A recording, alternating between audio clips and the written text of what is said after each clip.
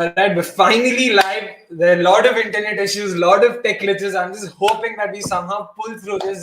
From what I understand, of course, Mumbai is going through a spell of rain. We've got Jeet and Soumi, who's back after a while, if I'm not wrong. WPL ke baad, after the highs of seeing RCB one, I don't think we've seen you in a while. Jeet, of course, as always, hello, folks. How are you guys doing?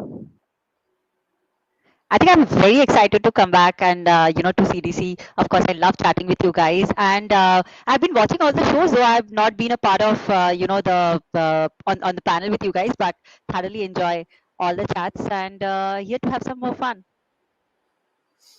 Fun for sure. And yep, Jeet bhai, kya haal hai? Kya lag raha hai? How is India going to win their first ever World Cup?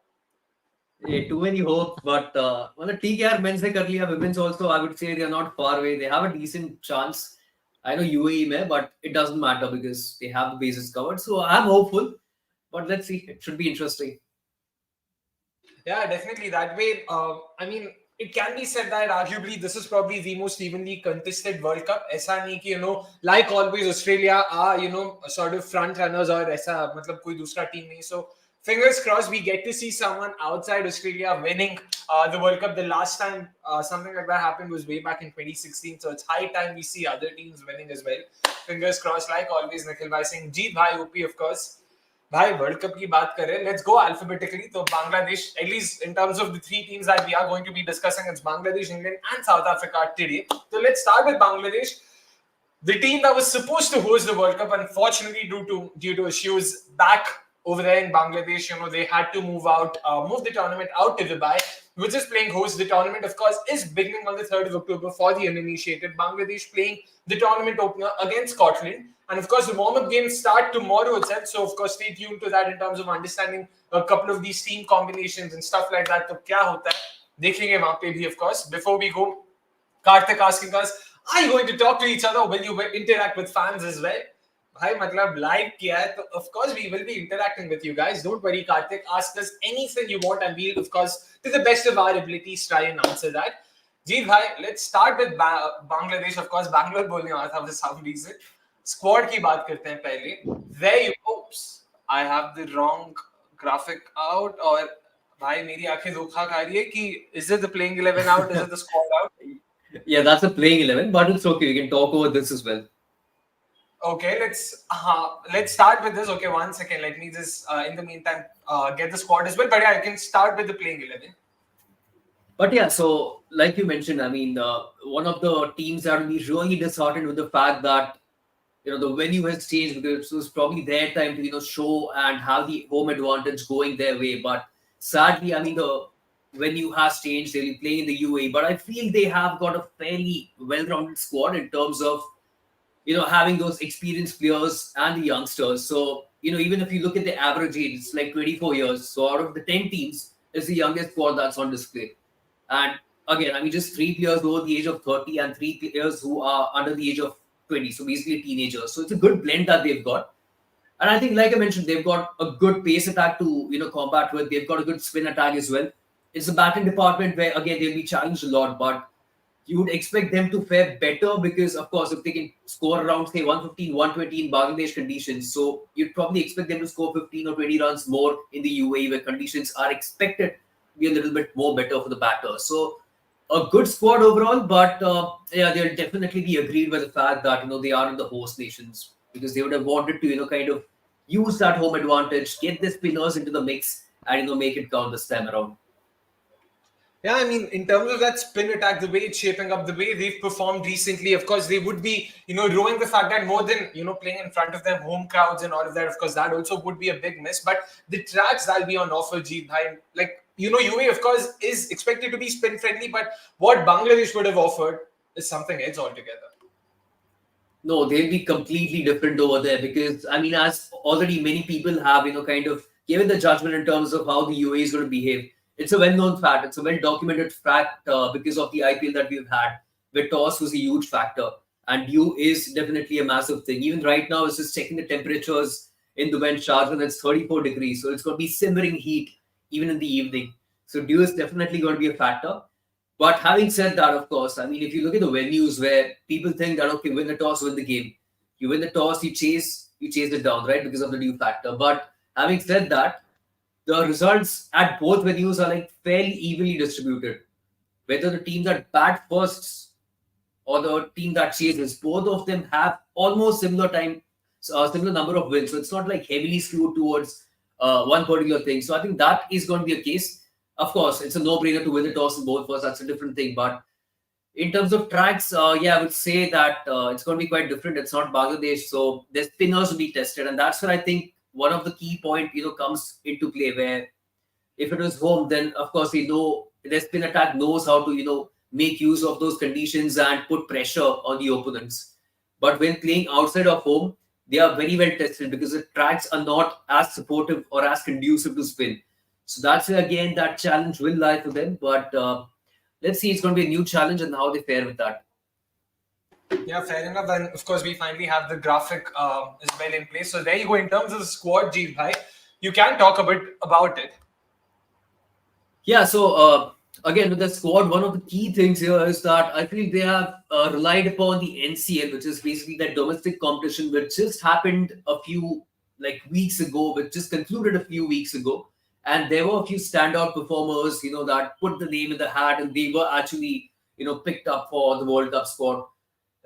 Let's just say Shati Rani was one of the names. She ended as the leading run scorer in the competition. So it was obviously on the basis of the form, on the basis of how they fared in that particular tournament that they were given a nod. And similarly, there were a few players who missed out as well because they couldn't really rack up good numbers in that particular tournament. So, yeah, like I said, it's a decent enough squad. But yeah, I mean, of course, a lot is going to rely upon Nigar Sultana Choti to rally the troops, score the runs, take them to a respectable total, and then defend it. But let's see. I mean, I've got high hopes from at least their teenage trio in Shorna Akhtar, Marufa Akhtar, and they've got Rabia Khan as well. All three have been really impressive with the short career that they've had for Bangladesh. So I would say that, despite them being quite young, they are still the X factors in this particular squad. And besides Nigar Sultana Jyoti and even the experienced Jahanar Alam, it's this teen trio that, will be relied upon massively. Yeah, in terms of that pace attack, especially Marufa Akhtar was, of course, a name, that came up a lot, during the India series as well, even ahead of the Asia Cup. There were a lot of expectations that way. But Jeet bhai, again, in terms of the batting itself, let's first have the 11 out in terms of what do you think they will start with. There you can probably even talk us through that as well before we get into the nitty-gritties of the side.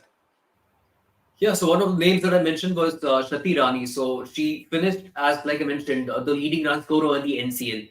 But what really stood out with her is the fact that she got her runs with a strike rate of 150 plus, 151 to be precise. Now, when you're talking about any Bangladesh player, generally you don't associate them with high strike rates. And I believe that is where, she stood apart from all the competition that she had.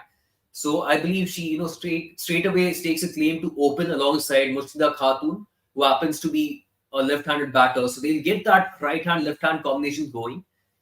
Number 3, I think they are going to go ahead with Shobhana Mostari. And I think even the management was quite clear as to why they are, still backing her to get the job done at number 3, because they don't have many options as far as that particular batting position is concerned.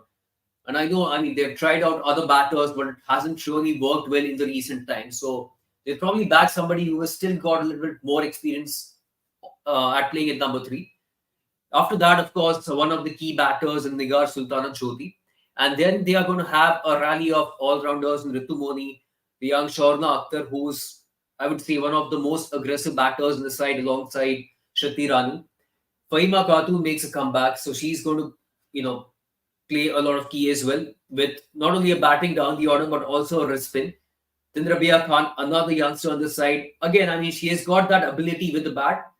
We haven't seen that so far. That's a different thing, but she has got that, and she's anyway going to be an X factor with the ball. And I already believe that, she has done a wonderful job already at the age of 19 with the ball, because she has been phenomenal in the short career that she has had.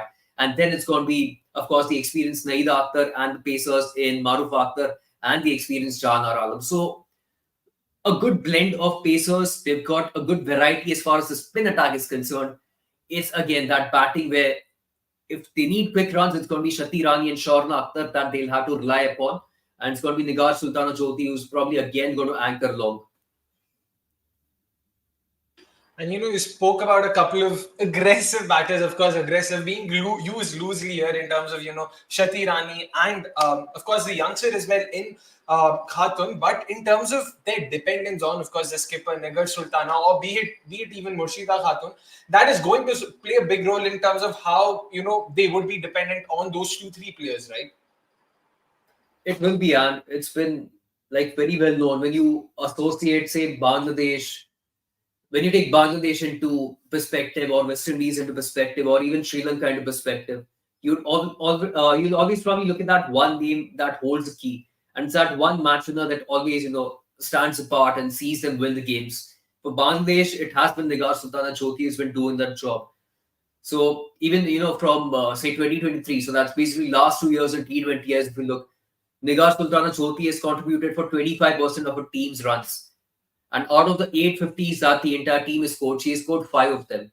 So that, very well goes on to show how much, what a vital cog she has been for Bangladesh in terms of contributing, giving them stable starts, anchoring along the middle phase, and ensuring a bit of acceleration at the back end to take them to a respectable total.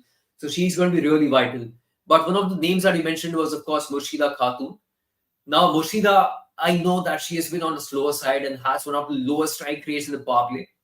But look, at the end of the day, it's a left-hand batter in women's cricket, which is a bit of a rarity. We see many bowlers who still are not accustomed to bowling to a left-handed batter. And that is where, a left-hand, right-hand combination, especially if they are openers, and that goes a long way in helping you get a stable start and sometimes even fast starts, because bowlers often tend to struggle for rhythm with a new ball. And we have seen that with many pacers. Even if we are talking about Aussie pacers, they have the same issue when they are challenged with the right-hand, left-hand combination. So I feel that is where even Murshida is going to play a key part in providing those starts, or at least hold one end up. If even that is something she can do, and the other batters around her, like Shati Rani or even Shobhana Mustari, can attack a bit more than she does, then I think it's going to really fare well for them. Yeah, attacking is something that's been a bit of an Achilles heel, so to say, for Bangladesh. They have the lowest strike rate of any teams since the last World Cup. And if I'm not wrong, in terms of boundary hitting as well, they are one of the worst teams that they rank low on that list as well. They've scored, I mean, they've taken 12 balls, maybe 12 balls per boundary since then, and have an abysmal strike rate of 92. So again, not a lot to talk about when it comes to attacking instincts that way. I know you have to talk about who their aggressive, supposedly aggressive batters are, but still not a lot to show for there. In terms of pointers and what we made of the side, of course, Jeet, once again, since you taken up the side and their strengths and weaknesses, something we spoke about briefly earlier, be it the spin attack and whatnot, but again, you can probably walk us through that. Yeah, so of course, starting with the strengths, I would say that spin attack is very well rounded. I know they are missing the experience Salma Khatun, who has been out of picture for a long time. But still, even besides that, Rabia Khan in a short career has impressed. Naida Akhtar's experience has been vital with her left arm spin. So she's going to be really important as well. And so would Fahima Khatun as well. She's another experienced player on the side. Now, where I think somebody like Shorna Akhtar might come into place because of what she did in the NCL. She was one of the leading wicket takers in that competition. So I know she's another wrist spin on the side that already has Rabia and Fatima and Fahima, but she will still probably chip in if required. So I think it's that spin quartet that could be really, really vital for them. I know, like we discussed earlier, there may or may not be as much turn as you would probably expect in Bangladesh, but they would still kind of hold their fort and do a decent job on the basis of the experience or the form that they've got. Coming to the next point, I mean, selections based on form. That is something I would again harp on, wherein the NCL was tremendous for some of the players to put their hand up and stake a claim to make it to the national side for this particular T20 World Cup. And they have done that brilliantly. So, of course, I mean, some of the key names like Romana Ahmed have missed out, but they've still got a few of them who can solve the issues that they've been having for a long time. And the top order has been one of them. So Vana Mostari, of course, she has struggled at number 3, but they don't have any other options. And the same thing goes for their openers as well. Murshida has been slow, but in terms of an opening partner, they haven't had anybody who has put their hand up or played aggressively or given those solid starts. And that's where, of course, you'd have Shati Rani coming into the picture. So that kind of form factor also is going to go a long way. Even Jana Alam had a decent outing in the NCL. So the one thing that is very well known is that these players are coming on the back of a stellar form. So that's going to be really vital. Another topic that I already talked about has been, of course, the teenage trio. They have been sensational in the short career that they've had for Bangladesh. So again, I mean, there is not a lot to talk about, but they have been phenomenal. And again, a lot is going to rely upon them to play those quick knocks with the bat or be really decisive in the middle overs with the ball if required. And that is where they'll be expected to win games for Bangladesh. But again, I mean, next, coming to the weaknesses, you'd again, it's that batting and the aggressiveness and lack of boundary hitting, which is one of the key issues out of three that have been mentioned. Like you mentioned, I mean, the strike rate that the team has had since 2023 is just 92. And this is the only team which has a strike rate of less than 100 amongst all the participating teams, which very well goes on to reflect the kind of issues that they've had for a long time now.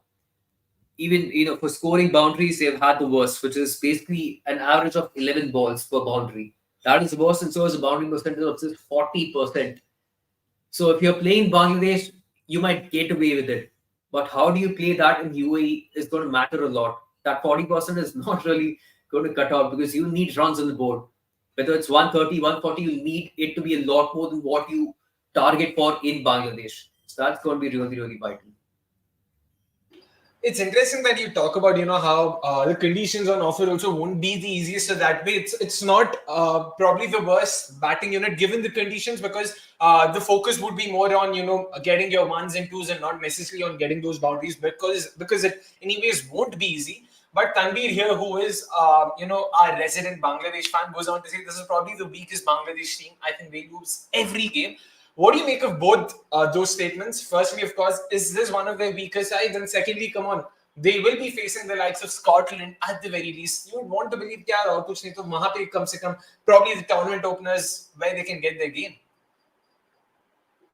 Could be potentially one of the weakest because, like I mentioned, it's one of the youngest squads coming into this tournament. So that's one thing. But in terms of whether they were to win any game is something I would probably reflect upon again, because they start the campaign with Scotland. Now that is where the chance lies for them to set the tone for the rest of the games to come. And I think the first three of the games are in Sharjah, the last one being at Dubai. So it's still not completely ruled them out. It's a T20 World Cup after all, and anything can happen. We've seen that in the past as well. We saw that in the last edition itself, where South Africa, to be honest, sprung a bit of surprise and made it to the top four. So over here also, I wouldn't count them out. Yeah, one of the weaker squads potentially that they've had over the years on any competition, but I think it's too early to judge on that basis because they have got match winners. It's just that on a given day, their batting needs to click because they've got the bowling to defend the score. If their batting clicks, if that batting order or that batting unit gets them to say 140 plus, then they would still have a chance against Scotland. They would have an outside chance against even the West Indies. So not rule them out entirely yet. Yeah, I mean, if they get to 140, that in itself would be a win, according to me, because I don't think I've seen them do that often enough. And in terms of their batting, and just to show comparison of how they have fared, with respect to some of the other teams, let's just look at some numbers here, some charts to be precise. They're batting against pace. Now, look at how, with respect to other teams, not exactly the greatest of numbers there, and they feature somewhere in the bottom low, especially when it comes to the run rate. That's the problem. Even if you're losing wickets, if you are able to score runs, at a quicker clip, you would at least sort of give them the benefit of doubt. But right now, they sort of have the worst of both sides, wherein they are losing wickets quickly and they're not also being able to score runs. And that, I don't think, paints a good picture about how Bangladesh are structuring or are constructed to play this World Cup. Next, of course, in terms of how they bat against spin, this would be an even more important metric because let's be honest, they would be facing a lot of spin, and each and every team would be facing a lot of spin by nature of the conditions that are being expected. And this is a cause for concern here, Jeet. They are the worst batting side, both in terms of balls per wicket. So they lose a lot of wickets. They're hardly being able to score runs. A run rate of 5.2 runs per over. I don't think it cuts it in modern T20 eyes, yeah. Yeah, they're languishing at the bottom on both those charts, whether it's against pace or versus spin. But again, here I would like to reflect upon where they have played most of the cricket since that particular timeline, where obviously it has taken place in Bangladesh, and we have known those conditions to be very, very helpful to the bowlers. So it's always going to be a challenge. And this is something that's been common, right? Even with the men's team, we have seen something similar where they like to perform and like to win games in their own backyard, which is something that's similar with other teams as well. Everybody's aligned in their own backyard, but when they go outside of their home, play in different conditions that could be a little bit alien, then that is where they are challenged. So it's going to be similar, but yeah, I would still give them a bit of benefit of doubt as far as this is concerned. I would expect their batting to be slightly better than what these numbers suggest on the chart.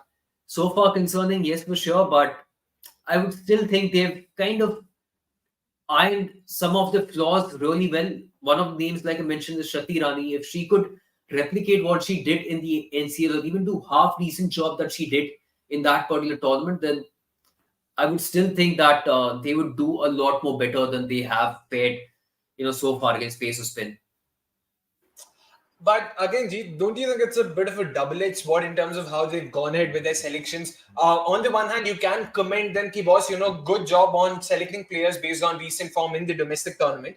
But on the flip side, these players have only played domestic cricket and they haven't necessarily played top-flight cricket. Now, Achanat, say you're expected to play the likes of Nat Brandt, Haley Matthews. Don't you think, making that leap all of a sudden at the biggest stage is going to be difficult? It is going to be a challenge, that is for sure. But at least it's not that, out of 11 players, you've got 5 players who will be, rubbing shoulders with these big guns right away. It's probably a couple of teams that have, come into the side. And Shati Rani is probably one of the only names that I would probably look at out of all the names that they've got. So I would really say, it's that kind of a scenario for them. Of course, I mean, they've got somebody like Disha Biswas in their squad as well, but I don't see her as a starter. So it's not a case that is familiar with all the players that would potentially feature in the playing 11. It's probably 1 or 2 players. So I don't see how that is going to be a huge issue. And if the teenagers can, rub shoulders and perform as well as they have done so far, you'd probably expect, these kind of players who have got decent experience at the domestic level to also fare, better straight away as soon as they, come into the picture in a T20 World Cup. So it won't be as bad. But again, I mean, there was one name that I was really surprised with in terms of the squad selection. One player that, I rate a little bit highly, which is Fariya Krishna. So again, a left-arm pacer, I've honestly got no idea why she was left out. I know she didn't have a good NCL, but come on, it's somebody's got 2 hat-tricks for you. And that left-arm angle, again, could be really handy. So even if she wouldn't have started, I wouldn't have mind. But at least not having her even in the squad was, completely surprising for me. But anyway, it's still a decent squad. It's good blend of that experience and youth. And even Jahanar Alam also, coming into the picture, or staying into the picture in the recent times is perhaps going to bode well for even Maruf Akhtar in terms of the pace pairing that they've got. Yeah, एक और चीज when you sort of said कि I was surprised. I thought you were going to refer to Rumana Ahmed because that's another name we've seen often enough, but not to be the case. But Soumi, yeah, you wanted to say something? Yeah, I mean, when we talk about this combination of youth and experience, we are seeing that as a trend in almost every squad that has come up in this World Cup. And when it comes to Bangladesh, almost the average age is the least. I mean, they have an average age of 24, which is quite bold, to be honest. And I mean, I know that youth also brings in a lot of inexperience, but at the same time they can bring in that X factor.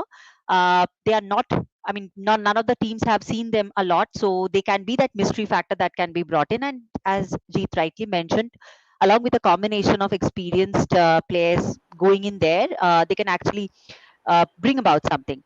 And then of course the other part is about UAE. uh, Bangladesh does get away from that home advantage, for which they must have been preparing for, almost months and maybe up to a year. But at the same time, since it's UAE, it's almost a level playing ground for everyone.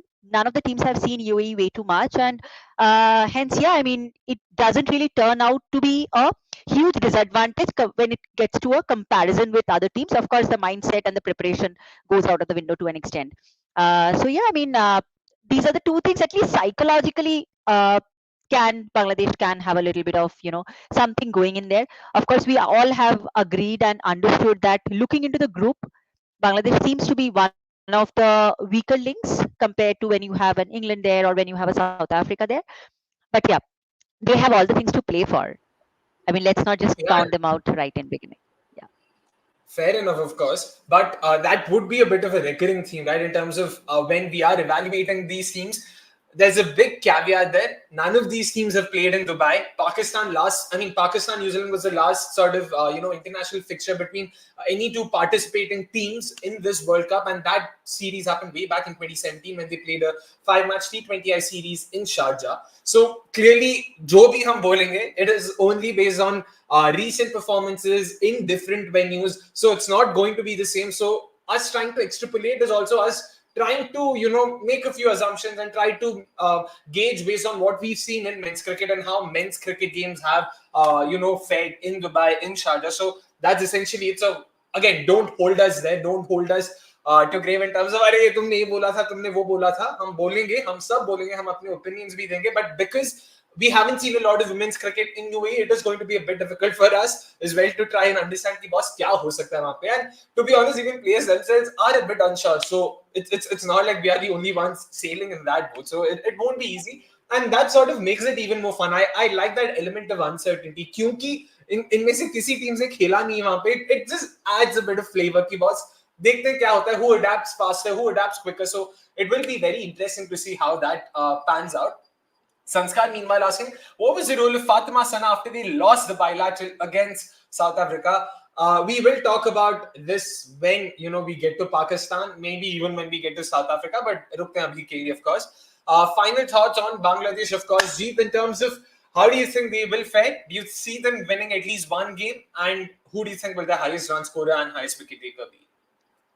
I do see them, starting with a win. That is against Scotland. Of course, no offense to Scotland. They've got a tremendous squad themselves and have that experience of playing in the UAE. But I would still feel that, Bangladesh might just about eke out a win, to start off the campaign.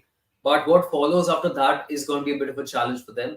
And that is where I still feel that, they might end up on losing side despite putting in some decent performances, because other squads or the other teams that they've got in the group stack up relatively better and are relatively stronger. So it may not be the best campaign. Had this World Cup, of course, been held in their own backyard, things could have been different. And even my, predictions would have been a little bit more different. But the fact that it's in the UAE changes, several things over here. But coming to the most runs, of course, I would say that it's a bit of a no-brainer in terms of Nigar Sultan Choti, because she is the one who has been rallying the troops for quite a while now. So, of course, she happens to be my pick as far as that's concerned. So, again, a lot of stuff is going to depend upon her. And in terms of most wickets, I've gone for, I think it's Marufa Akhtar, right? Just to verify. Yeah. Marufa So Akhtar, I was Akhtar. actually a bit surprised. No. Yeah, so that's the reason why I went ahead with her. Of course, you'd probably look at Rabia Khan or Fahima Khatun or all these names, Naida Akhtar. But the fact is, they've got several spinners on their side. So at any given day or at probably any instance on one of the games, you'd see those spinners not even, finish or bowl out their entire quota of overs. But in terms of pace options, they've got very few. Chahanara will start, I believe. So would Marufa. Besides that, I don't see how somebody like Subhana Mostari is going to bowl at this level. NCL is a different thing, but bowling over here in the T20 World Cup, I don't see that happening. So you probably get those 4 overs out from Marufa, just like Janara. And because Marufa bowls a new ball and bowls at depth, I feel she might end up getting more wickets as compared to the spinners who be operating in the middle overs or even Janara Alam. So that's the only rationale behind, going for Marufa, that aggressive wicket-taking option who bowls a new ball and right in the back end. Faisal, just one last thing before we, of course, move on to the next team. The only sort of course, I agree with Jeet that barring the Scotland fixture, I don't see Bangladesh winning or getting any more points.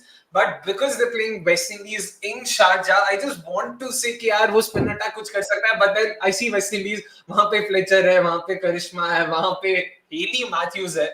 So it just feels कि यार छोड़ो क्या ही बोले अभी. So it will be interesting, of course, with Bangladesh. Yeah, show me. Yeah, I agree that it will be a difficult fixture for Bangladesh to get that win under their belt. But at the same time, whenever I look at Bangladesh, I see a upset maker. So I wouldn't be surprised if there are a few upsets here and there. And I am calling Bangladesh out as an upset maker in this particular context. Not that they have been a bad team all through, but this particular squad, of course, looks a lot more weaker, and compared to the other sides, they look like a lot weaker. And hence, I feel that there can be a one or two upsets here and there. And if you are in a group of South Africa, who knows? What can you do? Interesting. I mean, of course, we have seen funnier things happen that way. But yeah, I mean, I'm pretty sure Tanvir in the chat would be the happiest if he sees Bangladesh win more than or get more than one win in the tournament. Of course, that in itself would be something they would be proud of. They start their warm-up fixtures tomorrow itself, so that'll also be interesting to see in terms of the combinations and what they try out. Because that's where you tend to see teams experiment with, who they want to play, who they don't want to play, what the conditions are like. We'll also get a much better idea of all of that. So it'll be interesting. Tomorrow is when the warm-up fixtures start. It's going to happen across Saturday, Sunday, and if I'm not wrong, Monday as well, before we have a 2-day break. And then, of course, the tournament begins on the 3rd. So that was that in terms of our preview of the first team, which was Bangladesh. Time for us to now talk about the second team, which I personally think has been a constantly underperforming team when it comes to T20 World Cups in the recent past. They have come close without necessarily getting the cigar. They've only won once, which was way back in 2009, the inaugural edition of the T20 World Cup, and haven't won once since then. In fact, they've not made the finals in the last 4 editions of the T20 World Cup, which in itself is a bit of a shocker. Or rather, they've made the finals only once in the last 4 editions of the T20 World Cup, which of course is a bit of a shocker because we always talk about how Australia, England. I'm guessing it is high time we put England to where they are in terms of how they have been in the recent past. So, Soumi, you can take over. Let's have the squad out first. There you go. Yeah, I think when you talk about England, yes, England definitely the 2009 winners, and after that they have come close quite a few times, but could not really make the cut. They will be trying to reclaim that glory. Now, when we look at this squad, we definitely again see that combination of youth and experience coming in together. There are pretty notable inclusions of the players who have done well in the 100, and there are also notable exclusions of really that experienced players in the form of Tammy Beaumont or Kate Cross. How that will overall eventually affect England, we will all have to wait and watch. But at the same time, this looks like pretty much a balanced squad.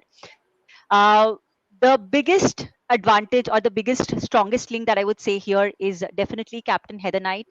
She comes in with tons of experience. She comes in with tons of acumen, and having her right there up on the helm, I think that will speak volumes for England, and that can take them really far. Uh, so yeah, overall, a pretty balanced side, if I may say. They have a good batting lineup. The batting depth is something that always we talk about when we talk about England. They have good spinning options. They have different types of spinning, which we will of course talk about a lot more when we go in depth.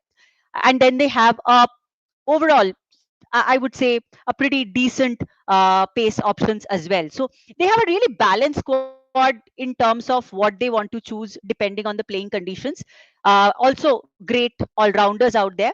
So over and above, looks like a squad that can actually this time take on the defending champions Australia.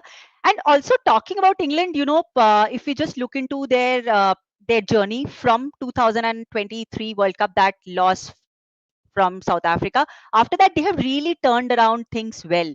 They have won against New Zealand a couple of times.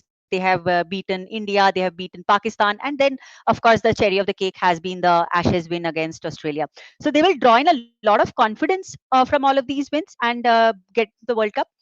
Again, tremendous amount of youth power plus a lot of experience. And when we say experience, it's experience of Heather Knight, it's experience of Nat Severbrand, which is commendable.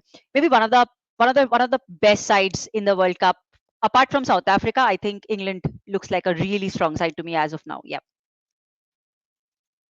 Yeah, for sure. That in terms of that, how they have performed in the recent past there. You can also look at John Lewis's own sort of, trajectory in terms of him taking over the England team. He took over in Jan 2023, just 2-3 months before that World Cup. So he did not necessarily get a lot of time. This time around, that's not the case. He's had a good 15 to 18 months there. And from what I understand, apparently last October, they hired an analyst to research on conditions in Bangladesh ahead of the T20 World Cup. एक साल पहले पूरा research के लिए they hired an analyst, and in August the guy was told कि यार तुम्हें अभी एक साल जो भी क्या ना वो एक महीने में तो UAE के लिए करके दे सकता है क्या? And the analyst was like, sure, let me give it a shot. So they have been very thorough. They've tried their best in terms of trying to adjust to the conditions and prepare for these conditions back home itself. So it is very interesting, Jeet. Again, in terms of the side, it's well, your thoughts on that, because this again is shaping up to be one of the strongest ever England sides in a T20 World Cup. Oh, definitely, I'll agree with that. And I would also say that it's probably one of the few teams that will be unperturbed by the fact that the venue has changed. They have got all the bases covered and they are like fairly well rounded in terms of most departments, probably barring that pace attack. But it's a very good side. And also, of course, I mean, the fact that their season just completed a few days ago, which is their domestic season, has most of them, like well versed or in form or in some kind of touch. I know, I mean, most of the players didn't play a part recently in the RCF trophy, but all the players were a part of the 100, and most of them performed quite well as well. So I think they are fairly well sorted as far as that's concerned. But other than that, it's that pace attack which, kind of has me in a bit of doubt. But overall, I would still say they are one of the strong contenders this time around to at least make it to the finals. In terms of current form as well, Heather Knight, what better than to win the 100 itself? She was, of course, skipper of London Spirit, who ended up winning thanks to Deepti Sharma's heroic. So they all are in good stead. And of course, let's talk a bit more in depth. Show me in terms of the strengths and weaknesses of this setup. You did talk about how they are shaping up to be a good side, but kya lagta hai in terms of specific pointers that you think will work for England? I think yes. When it comes to the batting lineup, of course, that's what we always talk about England. Starting from the openers, of course, Wyatt is there. Then Maya Bowser has really. I don't know how if I'm like really pronouncing her name correctly, but yeah, she has really evolved over the recent past. She wasn't really this kind of a player. Maybe even if we look back some time before, but at the same time she has sincerely evolved, and she has really got into that space where she can actually partner with Wyatt and give that stability as well as powerful hitting to the opening pair. Then of course when we look into the lineup, there's this huge chunk of experience that's coming in from Natsivar Brandt, from Heather Knight, and from Amy Jones, and that is where they have a lot of stability, to the sense that up to maybe six, at least fifth or sixth batting, they do have good power coming in there. At the same time, they also have a lot of stability, lot of experience, which can either stabilize the innings or it can take on any kind of bowling if the situation demands. So that's one great part about England. When it comes to the spin trio, I think that's the factor uh, that will be differentiating England from probably many other teams. That's where their strength lies. And in terms of like if we talk about the types of spin attack that they have literally every weaponry up there, on their bank. So they really have those strengths which they can use in terms of any conditions. Be it Sophie Eccleston, of course, the best T20I spinner that's there. She's been very very consistent. She has that control. She can give you those crucial wickets in those very key moments, and nobody can deny that she's so versatile. She can take up her responsibility at different phases of the match. Uh, and then, of course, she has, along with her, Sarah Glenn, and maybe we can also talk about Charlie Dean. Then they also have Lindsay Smith in the squad, who's a left arm orthodox spinner. So they literally have that entire weaponry to choose from, which gives them that kind of a power, and especially in conditions like in UAE, this will come very handy. So I think that's where England's power will lie in terms of the making a difference. Now, also they have a very well-rounded in terms of all-rounders. They have a lot of depth there as well.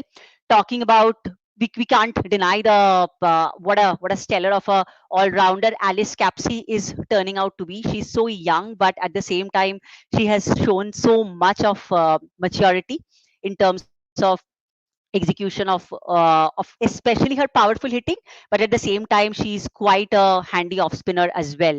So literally, of course, we also cannot really overlook what Natsivar Brandt has been doing for all these years. Now, where Natsivar Brandt, I was a little bit concerned, is of course for the fact that in the recent past her batting has been a little bit on the backside, and that's where I have been a little concerned. But knowing the quality of player she is, and knowing what a match winner she is, I'm absolutely 100% certain that she will come out great whenever it's a big stage, whenever it's a big game like the World Cup. So yeah, I mean, that's about the strength. Now, when we talk about the weaknesses, I know we often talk about pace as a weakness of England. Of course, when you have everything else which is really shining through, something that is not as bright looks like a lackluster. And I feel pace attack for England is exactly that. Uh, they do have Lauren Bell, who has the advantage of height, and especially she also can swing the ball. She has certain amount of bounce, and looking at the situations that might, or the conditions that might come in UAE, it might not be a bad option to have that kind of a combination that is there. Also, they have they I'm sorry, just give me a second. Also, they have I think they also have Freya Kemp, right, in the squad. They do, they do. Yeah. So I know that she's coming back from an injury, but yeah, I think she can really partner up. And also, since it's UAE, do we really need I mean, a lot of strong pace option? I know a few early wickets does make a lot of difference, but still I feel that though pace doesn't look as shining in that entire armor, but it's not. It's just a matter of not being a little lackluster amongst everything else. That's way too bright. So that's I think that's one part of the weakness. In terms of the other weakness, I think they have really been close in terms of knockouts, but couldn't really make that cut. In this particular squad, of course, they have the experience to make that happen, but uh, with also the entire amount of youth force that's going there, there will be an experience. So how they really manage that, how they really manage the game time for the different players, that is something that we will have to wait and watch. And then one part, which is of course the most glaring part for England, and which is also kind of reflected in the fact that they have struggled in many of the knockouts, is probably not having a quality finisher. I think in the recent past, if I can recall, Gibson has been a little bit good in that space, but looking at the lineup at the moment, it doesn't look like that Gibson will find a lot of space in the playing 11 in most of the matches. So I think that's where we will kind of have to really look through how England performs there. But over and above, I think the strengths are a lot more bigger than the weaknesses when it comes to this particular side.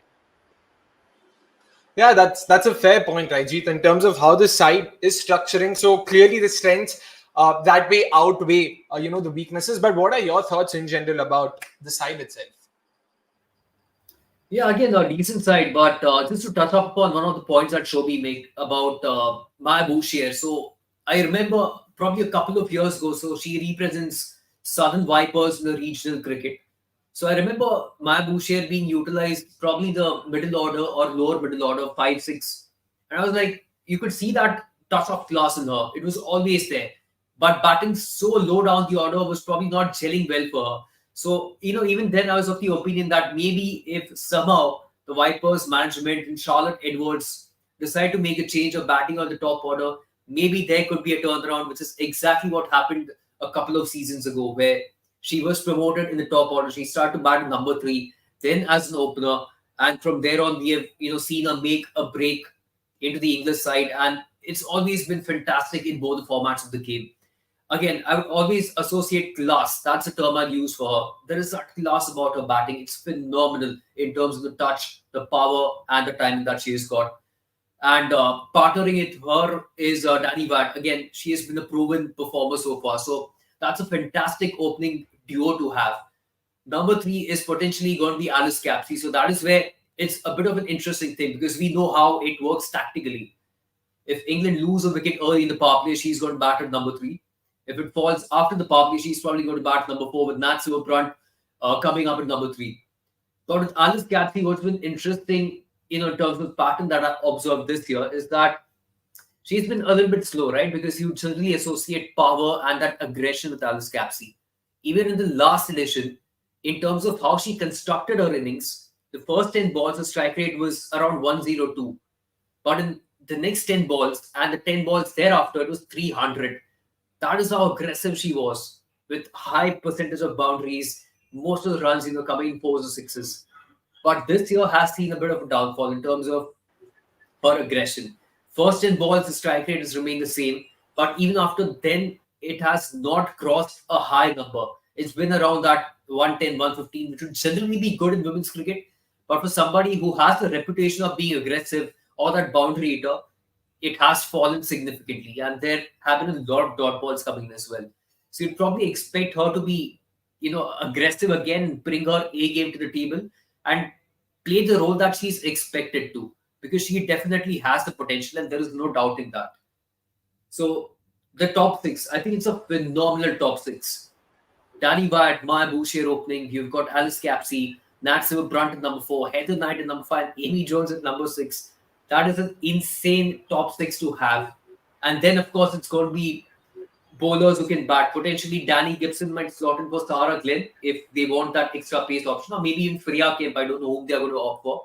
And then, of course, Charlie Dean can bat, Sophie Eccleston can bat. So they've got decent options. Pace attack, like I harped upon before, and like Soumi mentioned as one of the potential weaknesses. That is where, it's a bit iffy because, of course, the lead pacer is Lauren Bell. Now, Lauren Bell surprisingly happens to be the quickest pacer on the side.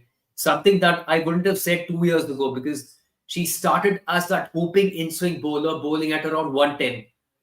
But over the last 12 months, one thing that has been very, very distinctively visible is that she is no more that hooping in-swing bowler.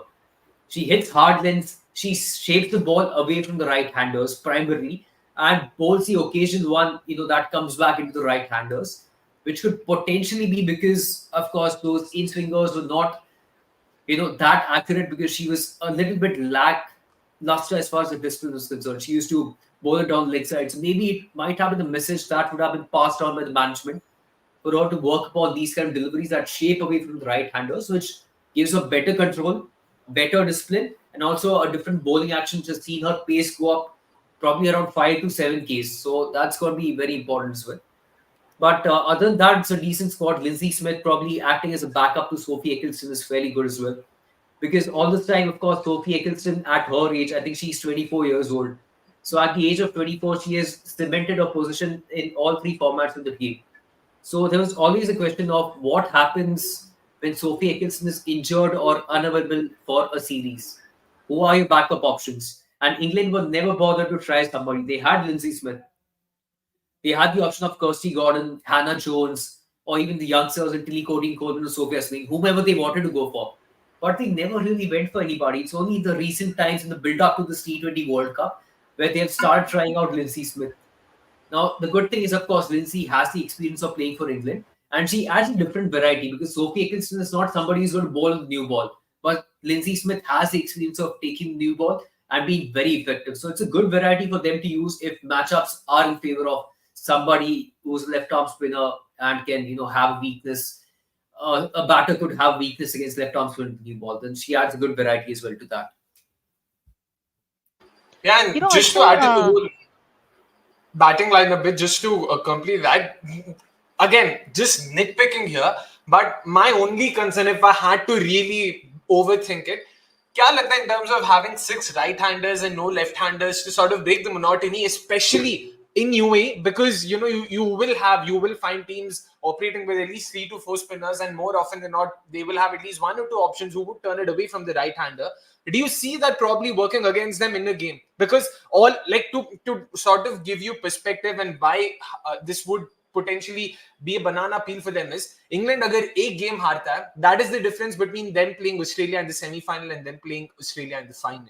So that's how it is right now. That's how it's placed. That's how the situation is. Which is why, do you think this could potentially be something they would want to correct? I mean, they can't correct right now, but they would want to sort of be cautious about? No, look, to be honest, they have the option of Freya Kemp. So if Freya Kemp is utilized in a similar manner like Charlotte, all said and done. I know she's a youngster. She's not that good. I get it. But look, Charlotte Edwards has been very smart with her utilization for the Southern Vipers. or the Southern Brave, right? Whenever they have needed a left-hander coming in or walking in if the situation demands, then she has promoted Freya Kim. And at the end of the day, she still has the potential यार of finding the boundaries. I know limited range है, but वो वैसे ही promote कर सकते हैं. But having said that, they don't need it.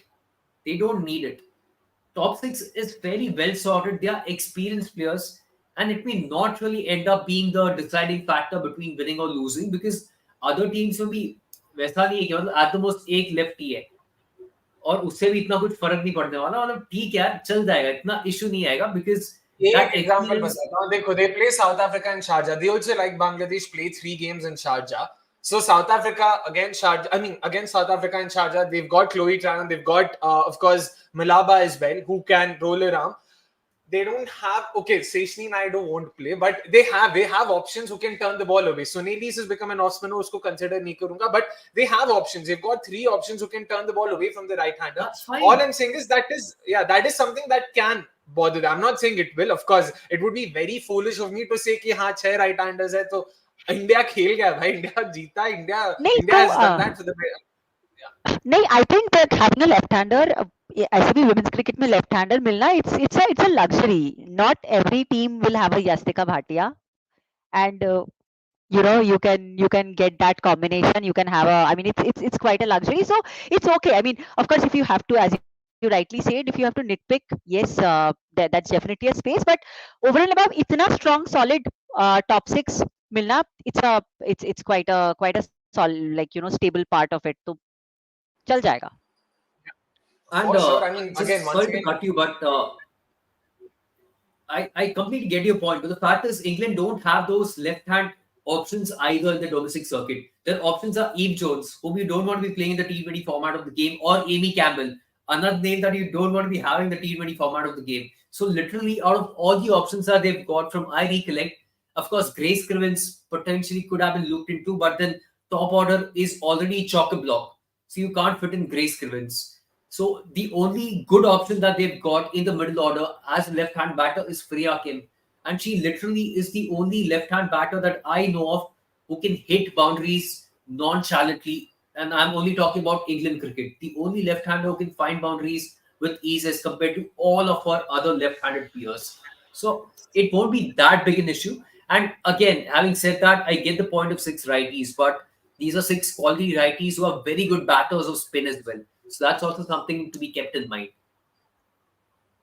Yeah, for sure. I mean, Also, again, the how they reason why have Jeet both are like so sort of confident about. I'll just show these charts as well, just to show it's been pretty much boom or bust for them. Just look at that run rate. Like they have been well and truly, comfortable while playing spin, while playing pace. Their top order, look at that run rate, a very healthy run rate of 7.5 runs per over, despite having played across conditions. They've played in England, they've played in New Zealand, they've played in India as well. So clearly, in terms of run rate, especially for their top order, has not been a concern. Be it batting versus spin, they have the best run rate against spin, and they are the only team to have a run rate over 8 runs per over against spin, and that will definitely come in handy when they play the World Cup in UAE, of course. And if we talk about their batting versus pace, that's not to be left far behind. Second best run rate. In terms of the scoring rate, the very clear pattern is that they love to bat aggressive, they love to get their boundaries. But another trend that's emerged is कि boss, in terms of losing wickets as well, balls per wicket अगर देखें तो काफी जल्दी wicket भी गवा बैठते. Jaldi again being used very loosely here. I don't mean to say jaldi. Compared to the other teams, they do tend to give away their wicket. But again, given the kind of delta they've managed to develop, with their scoring rate, so that's definitely something that will keep them in good stead. Sorry, Shomi, you were saying something. And Mumbai Rains seem to have gotten the better of Shomi finally. No. I guess. I was on mute, and yeah. Okay. So it's about the fact that I mean, one of the thing was about also how Heather Knight has improved her game over this last couple of years.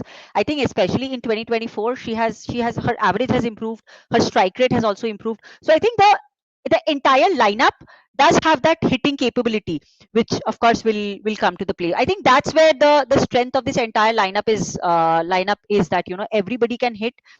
Most of them has the experience to hold the game whenever there is a requirement, and that can supersede, of course, the point that you're bringing up in terms of the having a left-hander out there. Fair. I mean, we pretty much covered everything that we had to or that we wanted to say in terms of the England side. Just one last bit, of course, what we think the 11 looks like. Just to wrap it up quickly, I mean, again, fairly obvious in terms of the names there. Maya Bouchier and Danny White to open. Alice Capsey at number 3. Of course, that would be situational. You would imagine Charlotte Edwards would want to sort of, take care of how she uses her and what her entry points would look like, similar to what Jeet had to say. Number 4, Nat Silverbrand, and then number 5 is skipper Heather Knight and Amy Jones at number 6 to cap off what's a fantastic top order. And then at 7, 8, 9, 10, 11 are Freya Kemp, Charlie Dean, Sophie Eccleston, Sarah Glenn, and Lauren Bell. This is probably the first time I've come across 7, 8, 9, 10, 11, all 5 having a different bowling suit. There's a left-arm pacer, then followed by an off-spinner, followed by a slow left-armer, followed by a leg spinner, followed by a right-arm pacer. That is quite something. I mean, in terms of us talking about how their batting looks very monotonous, their bowling is the bang opposite of that. They're like, "Bhai, jo bhi option chahiye apne ko, jo bhi variety chahiye, sab la denge." And that's where, again, in terms of their bowling, they would be kept in good stead, right? Show me just final thoughts while wrapping this up. That bowling attack, you've got a left-arm pacer, you've got 2 right-arm bowlers, right-arm pacers, you've got a new ball bowler, you've got an off-spinner, you've got a left-arm off-spinner, you've got a leg spinner. A very well-rounded bowling attack, that. Exactly, and I think that variety is was what we spoke about earlier than this. That that variety is something that will give them a lot of luxury of picking and choosing their attacks according to the situation, according to the opposition. I think especially for me, the spin trio will be the difference maker. And thoughts on this, Jeet? Someone saying they play Maddie Villiers in place of Freya Kemp. Bhai sahab, jo low ne ek left arm option tha, usko bhi hata rahe. But of course, not that would play any role. Do you see this happening? But Maddie Villiers is not in the squad, so that's Yeah. not really an option for बताओ, मैं them Ireland to opt series में for. थी तो मुझे yeah. A good player, definitely meant for the T20 format of the game rather than 50 overs. But Freya Kemp, look, it's pretty important that she's back with full fitness and she started rolling her arm over. And that's perhaps one of the key reasons why Lauren Filer might have been left out. It's probably because Freya Kemp has started to bowl. Otherwise, that pace attack would have been completely imbalanced, right? So even now, there is an outside chance that Danny Dixon might start over Sarah Glenn. It may or may not happen, but anyway, the vital point here being that Freya Kemp has regained full fitness and she's started to bowl again. I know even if her bowling is a bit iffy, she still adds that variety if required. For sure. Let's, of course, before we move on to the last team, Cinema Scope here, staying true to his or her name, trying to correct everything. Yeah, I mean, thank you so much, of course. But unfortunately, Mumbai's rains have gotten the better of Soumi there. And credit to her, she's gone to a hotel to make sure that she is able to pull through the live stream. So as much as we also wish, all those things can be sorted, some things aren't in her hands. Like Dhoni said, control the controllables. She has done that. So that's all that matters at the end of the day. But of course, now time for us to talk about the third team as part of our, part 1 of 3 preview, of course. It is South Africa. For the uninitiated, let's just have the squad out first before we go in depth. There we go. In terms of names, fairly obvious. I don't think there are too many surprises there. The only one being, of course, of Seshni Naidu, uncapped Seshni Naidu, at least back then when the squad is announced, she later did make her debut against Pakistan. Laura Wolford, Annika Bosch, Tasman Brits, Nadine de Klerk, Andy Dirksen, Neek de Ridder. There's, of course, Sinalo Jafta, Jeet's favorite. There's Maizan Kap, Ayabonga Khaka, Sunil Lees, Non-Kulule Kumala, Baseshni Naidu, Tumi Sekakune, and Chloe Trayon to cap off what's, again, like I said, a fairly obvious squad. But in terms of how they have shaped up from 2023 World Cup, a lot of names missing out, a lot of key names missing out in transition, something Jeet and Neha also spoke about during the India-South Africa series, that because this is a team in transition, it will take them some time to find a settled unit, to find that balance, and that's where they are going to struggle. But even then, all in all, given where they are placed in terms of the groupings as well, they will be playing the likes of England, West Indies, Scotland, and Bangladesh. They would fancy their chances to make the top 4 at the very least, if not repeat what they did in the 2023 World Cup, which was make the finals. It'll be great if they are able to do that. But yeah, it does sound a bit difficult as things stand. In terms of pointers, of course, before we get to that, Jeet, let's start with you. I know you'd spoken about Seshni Naidu off-air. She's someone that South Africa can go ahead with come the World Cup, and they have done that. But all in all, kya lag raha in terms of the squad? It's a very good squad, and the fact that some of the big guns are back and available is really, really vital. Nadine de Klerk being one of the names. Of course, Chloe Chan is back. So I think they've got a very, very solid middle order. I would say one of the strongest middle order going around in this particular tournament if all the 10 teams are to be looked at. But other than that, also this tremendous pace attack that they've got. Spin attack, again, there is a lot to be desired, but overall, it still looks a lot more stronger than how or what they looked back then in 2023. But even then, they qualified for the semi, so I wouldn't put it past them. But yeah, they'll need most of their key players again to bring their A game over here, and I would still say they are very, very capable of that. A good squad, again, good blend of youth and experience. Sadly, I mean, there are quite a few players who are relatively inexperienced at the international level, but given the fact that they've still got a bit of taste of that international cricket is very, very important coming into this tournament, because at the end of the day, you don't want a youngster coming into T20 World Cup having not played any games for South Africa. It's important to give them a bit of taste, bit of experience of what international cricket is like, and then play them in the T20 World Cup if required. So yeah, definitely. Just to sum it up, it's a fantastic squad. And I would be really Yeah, keen to see how Laura Wolbart kind of plays out her captaincy. It's a big stage, it's a big event, and how does she really come up as a captain in this big stage is something that will be really interesting to watch. Of course, she has been a great batter and we all applaud her for that. But in terms of her captaincy, we will have to really wait and watch how that comes up.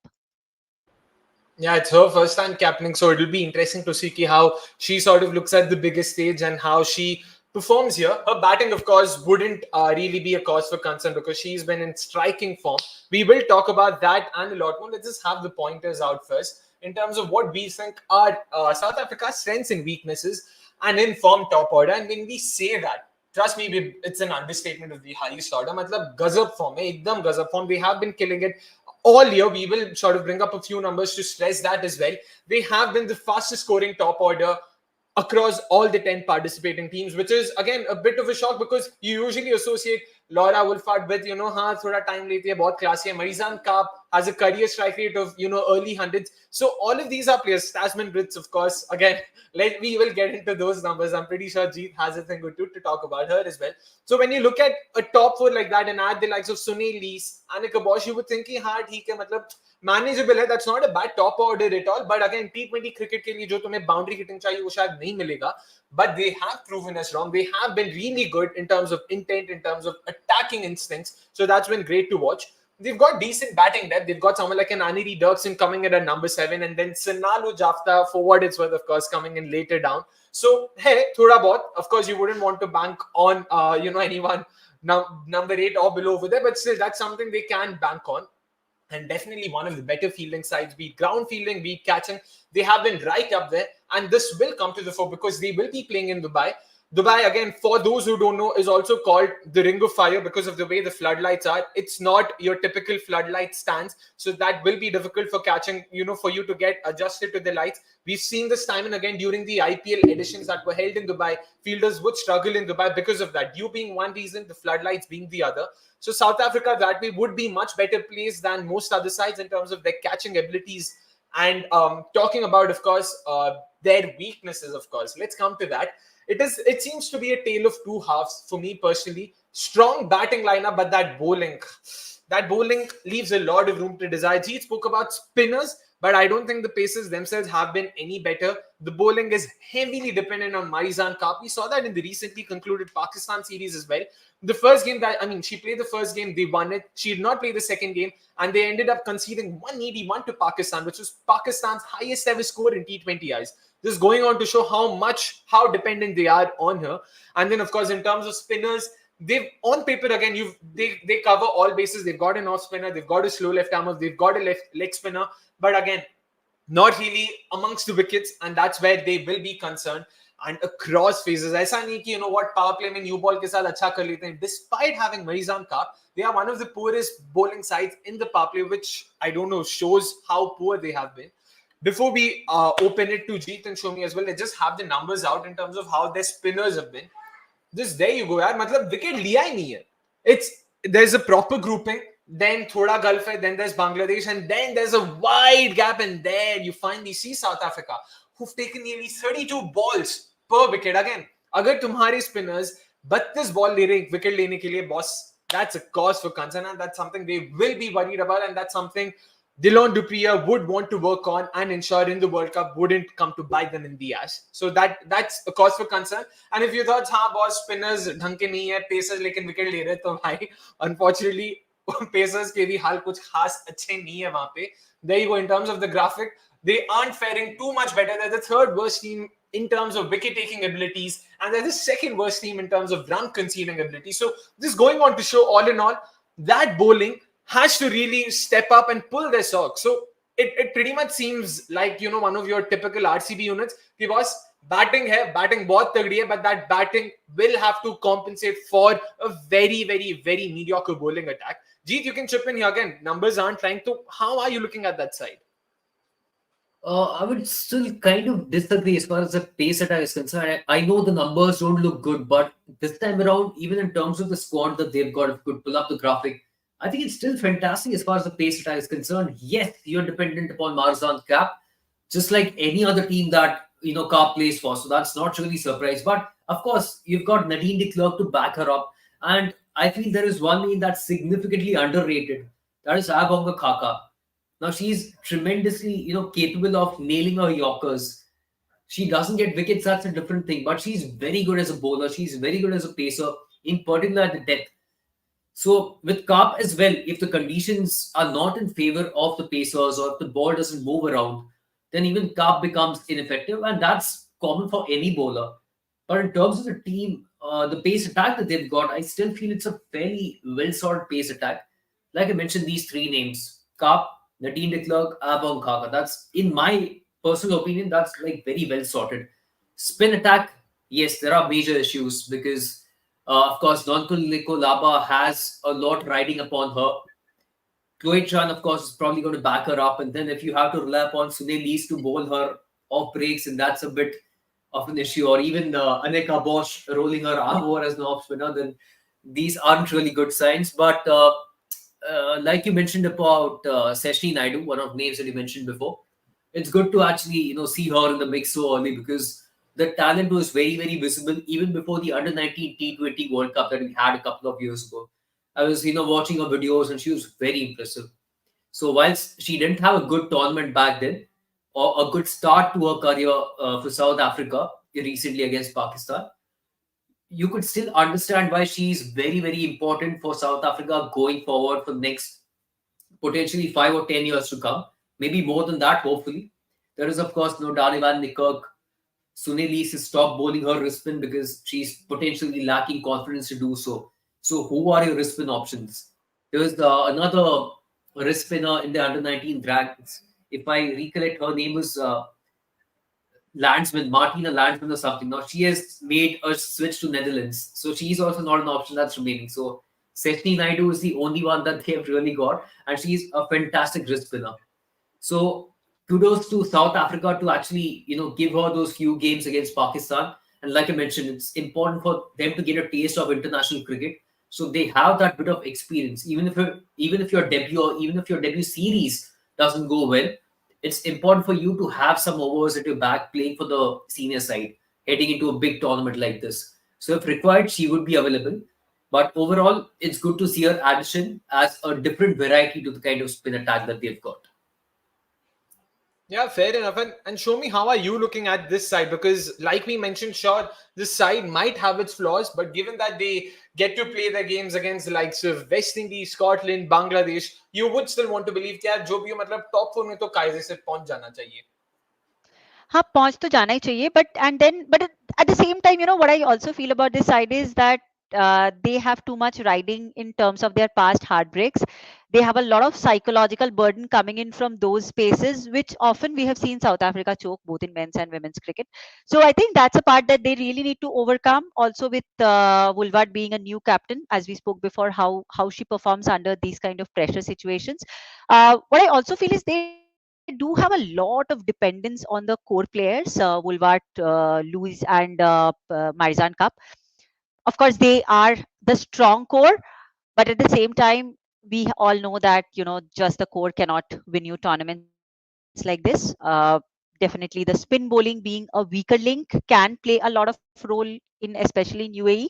So that's something that they will have to work upon. uh, as long as the pace attack goes, I think, especially with Marizan Cup out there, sometimes we talk about all rounders and we talk about batting all rounder, bowling all rounder. I just can't decide where to slot in Marizan Cup. She's so good in both. So yeah, I think they do have a lot of positives going in, but they need to work on on a few aspects that can actually make them transition this time to really that team that can take it finally home. And this is where they will be banking on their batting big time. So again, we spoke about their batting and how good they have been in terms of numbers as well. Let's just look at that, yeah. Batting versus pace, we spoke about how their run rate, look at that, almost 8.5 runs per over while batting against pace. And if we talk about batting against spin, which again would be much more important metric for them, they are in the top for both in terms of scoring abilities, in terms of conserving their wickets. So clearly they're not bad at all. They know they are competent against spin. And overall batting, अगर top order की बात करें भाई, मतलब once again, that's where there is a clear gap between say South Africa and India, between South Africa and England. So clearly they have been doing well. They show that batting is clearly punched well above their weight. So Marizan Cup, in terms of top order batters this year, has the highest strike rate for any top three batter this year across all teams. And she's got a strike rate of 142, if I'm not wrong. Laura Wolfhard ranks number 3, who's got a strike rate of 135. At the likes of Tasman Bits, of course, I know Tasman Bits, Jeet isn't the biggest fan. Jeet will also talk about it. Strike rate wise, utna kuch khas nahi, if I'm not wrong. She still has a sub 100 strike rate, but she's got 5 Player of the Match awards. So clearly, she's got it in her to win games. She knows ki boss, agar wo tick jati hai, if she 50 balls, as much as Jeet would like to believe ki wo 40 se upar nahi maregi, on her day, she can still go and play that 50 ball, 70 ball, 60. And that would be good enough, come venues in Sharjah, venues in Dubai. We're going to be playing 3 of the games in Dubai. So, Jeet, again, in terms of that batting lineup, that's something that will be shouldering bulk of the responsibilities if they are going to win their games. That's quite true. But yeah, I think it's a very well sorted batting lineup as well that they've got. Of course, Laura Wolfhard holds the key, but Marzdan Cap has been sensational as well with the bat. And similarly, they've got that very experienced set of players that are to follow Marzdan Cap and Nadine de Klerk and Chloe Tryon. Now, Chloe Tryon is somebody that I'm not a huge fan of when it comes to the overseas player in franchise cricket. But in the South African setup, she's a very, very vital player because of her ability to find boundaries regularly. And of course, she clears the ropes, which is something quite vital as well. But there's another name, of course, Neri Dirksen. And we have seen those cameos here and there that she has, contributed with so far in her international career. So I think it's a very good batting lineup they've got. Of course, I mean, Tasman Prince is, look, if you've got a batting lineup like this where players are consistent in terms of scoring runs, players that are consistent in terms of finding boundaries or batting aggressively, then you can afford to have a Tasman Brits who can anchor along. So I think that is where Tasman Brits might become really, really important. Maybe when she burst onto the scene, South Africa could have potentially looked at Brits and thought of somebody who can find the boundaries effortlessly because, of course, coming from a javelin background, she has those strong arms. You can see that when she's, throwing it from the outfield. She's really good with that. So sadly, that has not really happened in terms of finding boundaries or clearing the ropes. She has not been good with that. But like you mentioned, she's got 5 Player of the Match awards recently. So she knows how to contribute. Even if these are slow knocks, she can anchor along. Now, that is where I believe Laura Wolfhard has been really good in terms of transitioning. Last year in 2023, in the power play, the strike rate of Laura Wolfhard and Tasman Brits both were in the low 90s. But this year, while Tasman Brits remains in the 190s, Laura Wolfhard's strike rate has gone up to 130 plus. So that shows the kind of switch that she has made because she has probably identified that as an area where they need to work upon. You can't have two openers who are anchoring along and finishing with, say, 30 or 35 without loss after the end of 6 overs. It's not really going to work out in the long run on better batting pitches. You need somebody to maximize the power play, make use of it, bat aggressively, and help your team score, say, 45 to 50 runs. And that is, I believe, a key area that Laura Wolfhard has identified, and she has been phenomenal in, turning the tables around there. and that has definitely helped Tasman Brits to continue playing her potentially the natural game of anchoring along, and it has worked out well for South Africa. Yeah, for sure. And what's also worked out well is the fact that Soumi Lee herself has seemed to have, turned a corner that way in terms of how she batted in the Pakistan series. We were talking about her during the India South Africa series, saying probably we are, seeing the last of Soumi Lee's in some shape or form. मतलब batting चल नहीं रहा है, bowling तो leg spin तौबा तौबा, मतलब half trackers के अलावा she wasn't able to bowl anything else. So that way she's now switched to off breaks, and it's clearly coming nicely out of her arm. And in an exclusive interview with cricket.com, I'm not sure if my colleague would be too happy with it since the interview hasn't gone out. She's spoken about how she now has already made the switch in terms of becoming a proper off spinner. She is focusing on that right now. It's not a temporary switch. She's happy with how it's come out, and because she also won the player of the series in the Pakistan tour, so clearly that's given her a lot of confidence. So she is happy with that, which in turn has had a trickle over effect on her batting as well. वो होता ही है as an all-rounder. Bowling अच्छा जाता है, rhythm अच्छा लगता है, you feel confident, batting अच्छा हो जाता है. So that way again, Jeet, in terms of that as well, Annika Bosch was always a bankable batter, no two questions about it. Now with Soumi Lee's also sort of adding more value with the bat, so that's definitely something they would be happy about. They would be chuffed about it because if I recollect, then before the T20I series started, I think the discussion was around Sunili's having to perform in this format of the game. Otherwise, she'll be irrelevant. Bowling being, of course, key because that wrist spin is gone. She lacks confidence. Maybe that's the reason why she switched to off spin, and that has worked out decently for her. I mean, a lot better as compared to her bowling wrist spin.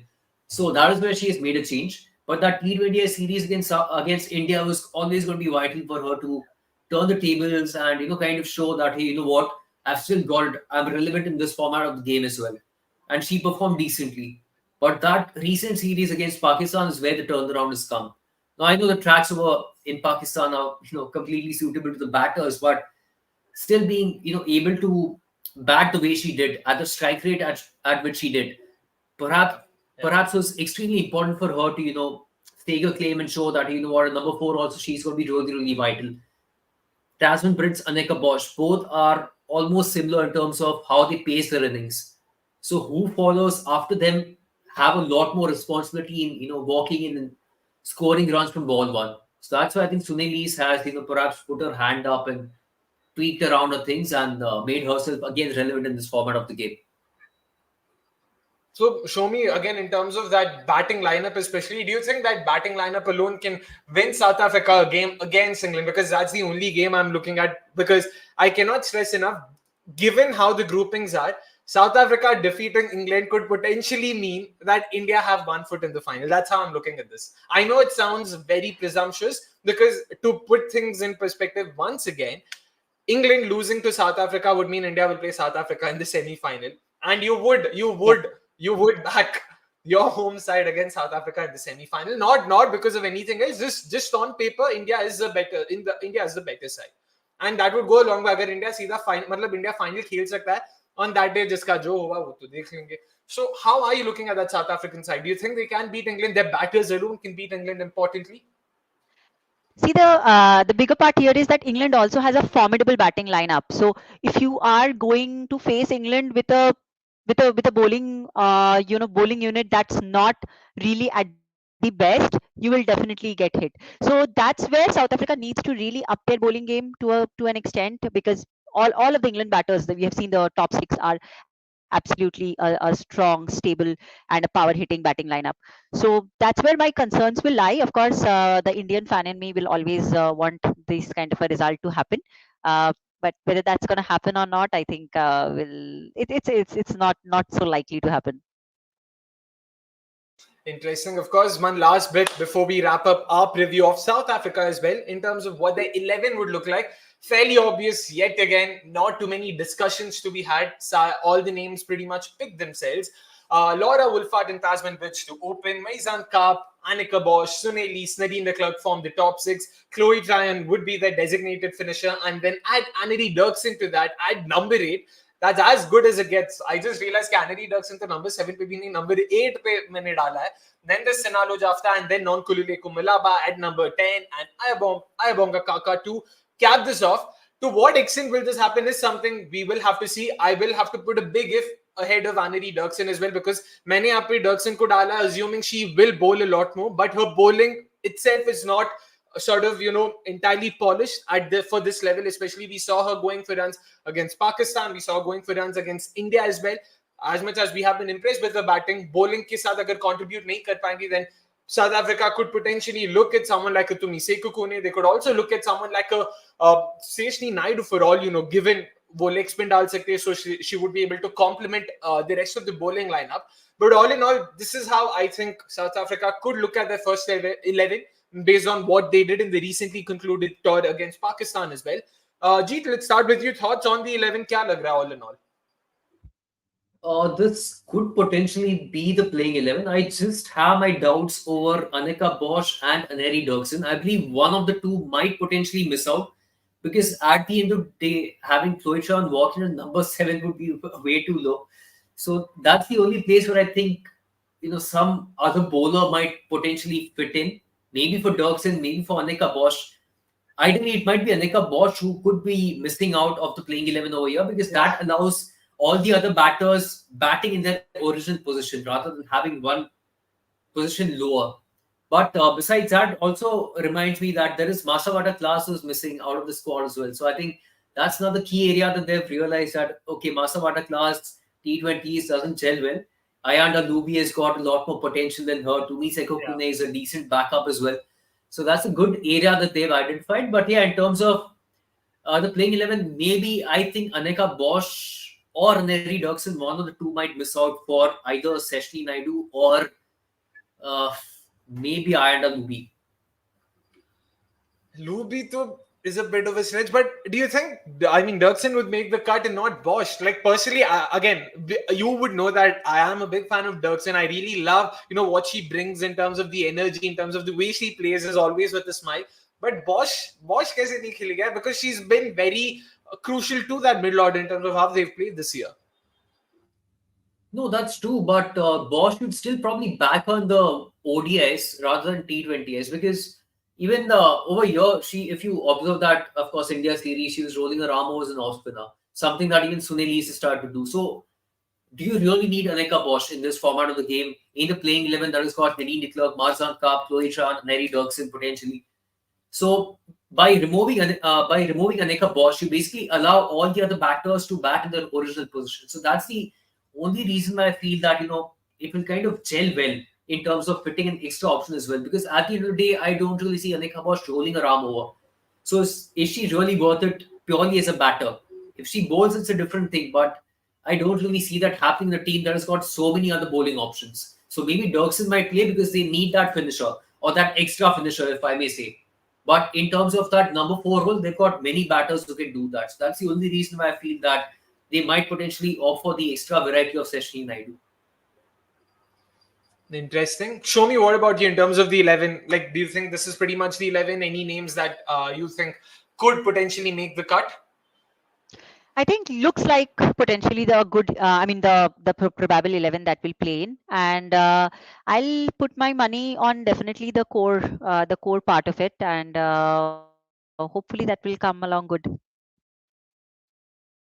Yeah, fair enough. And again, in terms of highest run scorer and highest wicket taker, and of course where they will finish, I just realized शायद हमने England के लिए भी नहीं किया था. We'll of course let Soumi do that as well. South Africa के लिए too, again, fairly obvious highest wicket taker. I don't think you can look past Marizan Kaap as much as we would want to. कोई है ही नहीं जो उतने wickets ले पाएंगी. So irrespective of key conditions, I know conditions aren't exactly in Kaap's favor, so spinners, someone could, but I would still ban Kaap. Halka sa bhi usko nibble mile, she'll move the ball off the surface, she'll move the ball in the air.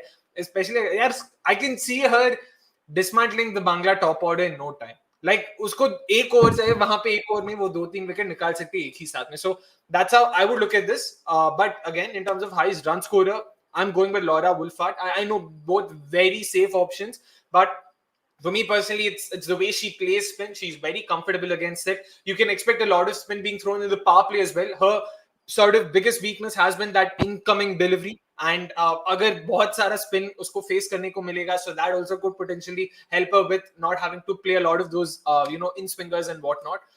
And again, she's been in great form. Let's not make two bones about it. She's been their highest run scorer. She's been scoring runs at 135. She's got an average in excess of 40. Bizarrely good numbers, for a cricketer, to put it very simply. So yeah, Laura Wolford is who I'm going with in terms of the highest run scorer, and where they'll finish. Yeah, I'm expecting a semi-final finish for them. On paper, I guess they'll defeat West Indies, Bangladesh, and Scotland. They'll potentially lose to England, which means they'll still go through. Top four to ho jayega. And yeah, I don't know if they'll be able to defeat the likes of Australia or India. I know, once again, very presumptuous on my part कि ऐसे ही सीधा बोल रहा हूँ semi-final ये होगा या वो होगा.